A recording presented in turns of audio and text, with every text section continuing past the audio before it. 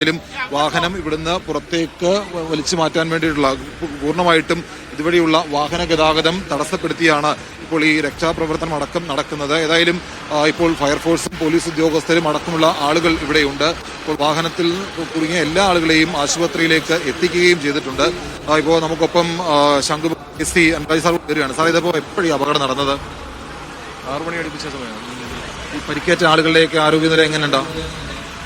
ലോറിയുടെ ഡ്രൈവറിന് ഇത്തിരി പരിക്കുണ്ടെന്ന് തോന്നുന്നു. ബാക്കി എല്ലാവരും മെഡിക്കൽ മറ്റേ ആശുപത്രികൾ വിട്ടിട്ടുണ്ട്. എല്ലാവരും ആ സമയം തന്നെ പോലീസ് പാർട്ടി ഉണ്ടായിരുന്നു. എല്ലാവരും അപ്പോഴും തന്നെ കയറ്റി വിട്ടിട്ടുള്ളതാണ്. ഇത് എങ്ങനെ അപകടം സംഭവിച്ചു? നമുക്ക് ഈ പ്രാഥമികമായിട്ട് മനസ്സിലാക്കുന്നത് ഡ്രൈവർ ഉറങ്ങിപ്പോതായിരിക്കുമോ? അതിനെക്കുറിച്ച് നമുക്കിപ്പം പറയാൻ പറ്റും, അറിയത്തില്ല. അന്വേഷിച്ച് മാത്രമേ അറിയാൻ പറ്റുള്ളൂ. ഇവിടുത്തെ ആളുകൾ ഈ റോഡിന്റെ ഒരു പ്രശ്നത്തെ കുറിച്ച് പറയുന്നുണ്ട്. കാരണം കുറെ കാലമായിട്ട് റോഡിന് പ്രശ്നമുണ്ട്. അങ്ങനെ എന്തെങ്കിലും ഒന്ന് മനസ്സിലാകുന്നുണ്ടോ? നമ്മൾക്ക് ഈ ആക്സിഡന്റുമായിട്ട് ബന്ധപ്പെട്ട് വന്നതല്ലേ, അതുകൊണ്ട് അതിനെക്കുറിച്ച് കൂടുതൽ നമുക്ക് പറയാൻ പറ്റും. അവരുടെ നില ഗുരുതരമല്ല. നിലവിലിപ്പം ആരെയും ആ ലോറി ഡ്രൈവറിന്റെ മാത്രമാണ് എന്ന് വെച്ചാൽ ഒരു അപകടം നില അല്ലാന്ന് തോന്നുന്നു. വലിയ കുഴപ്പമില്ലാതെ പോകുന്നു. 1/2 മണിക്കൂറോളം ശ്രമിച്ചാണ് വാഹനം വെട്ടിപ്പൊളിച്ച് ഡ്രൈവറെ പുറത്തെടുത്തത് അല്ലേ? അതെ, ഇപ്പോഴും പ്രോസസ്സ് നടന്നുകൊണ്ടിരിക്കുകയല്ലേ.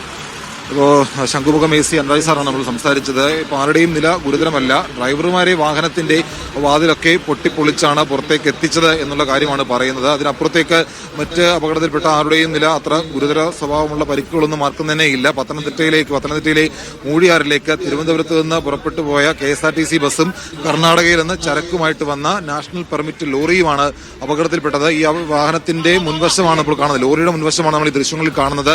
ലോറിയുടെ മുൻവശം ഏതാണ്ട് ഡ്രൈവർ ഇരിക്കുന്ന ആ ഒരു ഭാഗം പൂർണ്ണമായിട്ട് തകർന്നിട്ടുണ്ട്.